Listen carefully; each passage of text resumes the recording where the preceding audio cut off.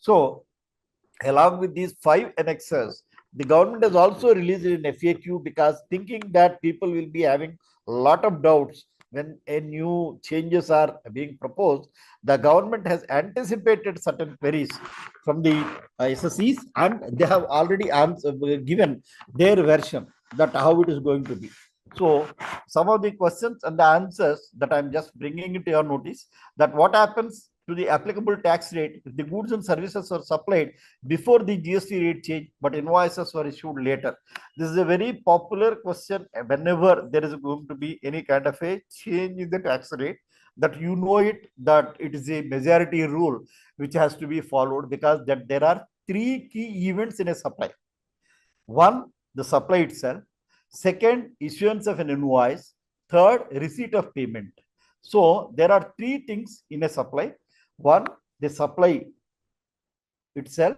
Second one, that a commercial invoice issued on that supply. The third, the concerned payment against that invoice. So if any of the 2 events happen before the rate change, then it is going to be the old rate. But if any 2 events, our 2 out of the 3 events happen after the rate change, then it is going to be new. So which you all know it. So as per section 14A1 of the CGST Act, the time of supply, the date of liability to pay the tax is determined as follows. If payment is received after the rate change, the time of supply is earlier of the date of payment receipt or invoice issue date. If the payment is received before the rate change, time of supply is the date of payment of receipt. So this, you know it, it is a majority rule which is called. So since 1st of July 2017 that we are following this religiously. So there is nothing new, that we are just bringing it back to you just to refresh your memories, because after 22nd September, this is going to be the most haunted thing, that every time that we got to see whether we have to apply the old rate or new rate while filing the 3B return for the month of September on or before 20th of October.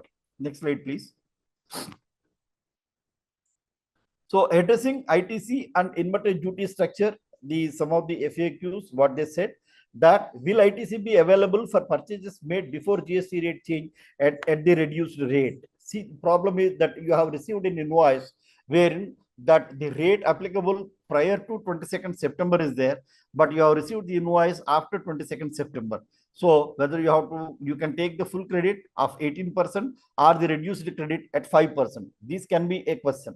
So it says that section 16(1) allows registered persons to claim the credit for the input tax on inward supplies used in business subject to prescribed conditions.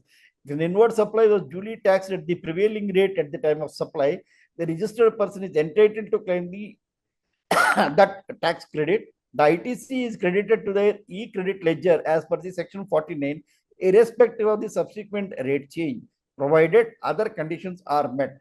This is all the language, but the crux of the matter is whatever is the tax that is paid against that invoice is the recipient is entitled to avail it as a credit. Will refund of accumulated credit arising from the inverted duty structure for supplies affected up to the revised rate notification date be allowed? Because there are some sectors in which the product inverted duty structure has been addressed, like fertilizers, wherein the inputs were taxed at 18%, whereas the final product is at 5%. But now the inputs have also become at 5% from 22nd September onwards. So till 22nd September 2025, the inverted duty structure was in place. So whether such a refund is going to be allowed. So circular 135 clarifies that refund of accumulated ITC under clause 3(2) of the first provision to section 54(3) is available when the tax rate on inputs is higher than on the output supply. However, if the input output goods are the same, attracting different tax rates at various times, they do not fall under this provision for accumulated ITC refund. So this is a very tricky answer. One needs to understand by reading it once or twice. See what they are clarifying very clearly is when the product is at 18%, say for example 180 is what is paid on the input side, but when it is sold, that the tax rate is 5, then inverted duty refund arises, that is going to be allowed. But if the same rate is there, but if the input and output goods are the same, attracting different tax rates at various times. See, there is a trader who has bought the goods at 100 but 18%, but selling the same goods at 100, but now it is going to be at 5%. So if the input and output goods are the same, but they are attracting different tax rates at various times, then they say that it is this provision of accumulated ITC refund is not going to be allowed.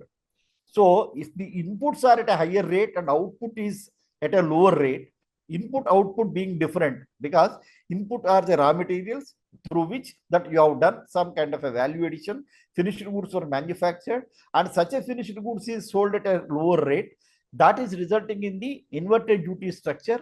In all such cases, inverted duty refund is permitted.